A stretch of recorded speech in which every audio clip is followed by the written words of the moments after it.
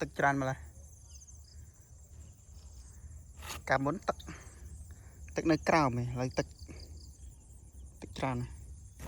ទឹកឡើងហេស្រះ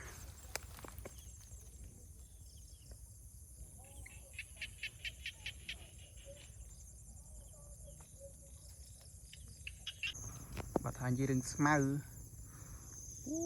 ស្មៅយត្រាអស់ស្មៅធម្មជាតិនេះដីគេទេមានដីយើងដីគេមើលស៊ីអស់លីង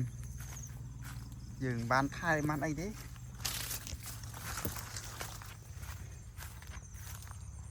អានេះដើមមចេកទុកដាំកន្លែងស្រះទុកពេលដើមមចេកនេះវាធំវាទៅក្របកន្លែងមាត់ទឹកស្រះត្រីនៅតិចហើយបើសានគីចង់ឆក់ចង់អីឆក់អត់បានទេជួយយើងយកទៅដាំសួស្តីបងប្អូនខ្ញុំដាក់គុកកណ្ដោនឹងជាកណ្ដោនឹងជាអីទេគេស៊ីអស់ហើយស៊ីអស់ហើយ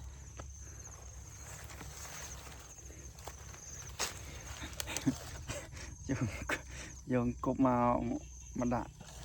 នឹងជាកណ្ដោនឹងជាសត្វទាំងហែមនឹងជាកប្រុកជាមួយយើងដាក់សាក់មើលនៅក្នុងនេះមានអីមានត្រីអាំងជាមួយដាក់បានយប់